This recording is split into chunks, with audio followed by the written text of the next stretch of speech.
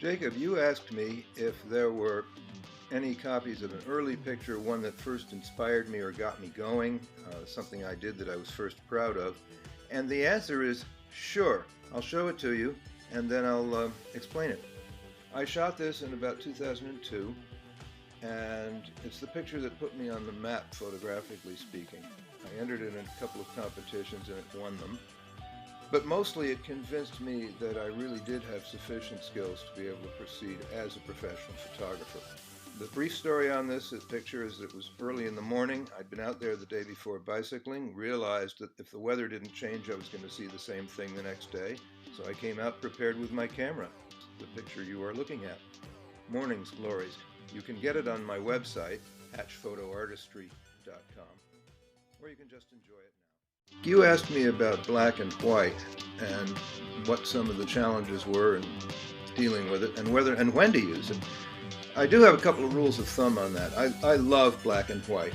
I've done a lot of my most serious and successful work in black and white, including 10 pictures that have now wound up in a museum in New Hampshire, the Hood Museum. So it's something I am passionate about. My rule of thumb is that if color is not essential to the nature of what you're seeing, to the picture that you want to take, then go black and white. And you can do that in a couple of different ways. First is you can use a camera that's designed to shoot in black and white. It's digital, but it only does black and white. I've got one of those.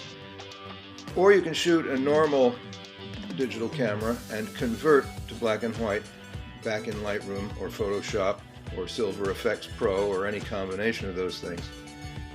The trick is to be subtle, not to slam the viewer with stuff that's so black and white it looks like a zebra on steroids. So I'm going to show you one.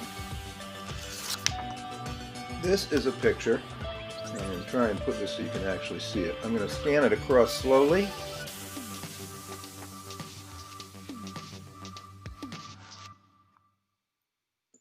What you are looking at is the front face of the Matanuska Glacier in Alaska.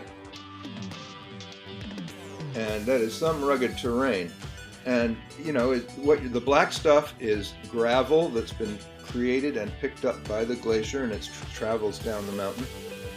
And the white stuff is, of course, ice. So since this picture is basically black and white, or light blue and white, which is what the ice initially was, ideally this is a black and white photo, and this one I have printed to 10 feet wide by 2.5 feet tall, and I gotta tell you, that sizzles.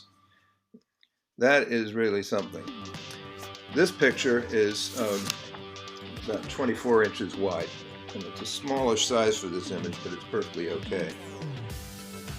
And as you can see, it just makes the thing pop. And what you're seeing then is the patterns and the shapes, which if it were in color, you would be distracted from.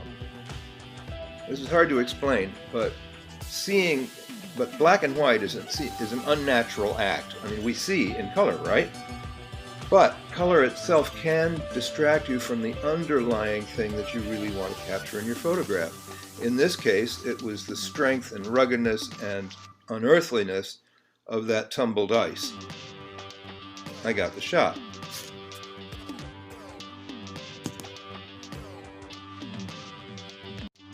Here's another example of a black and white photo that I'm rather proud of. This is from my book project, which is called Faces of Addiction, and it's a collection of 50 of black and white portraits and the accompanying life stories of addicted persons. I spent 1.5 years all told getting this thing up and running and successful, which it has been.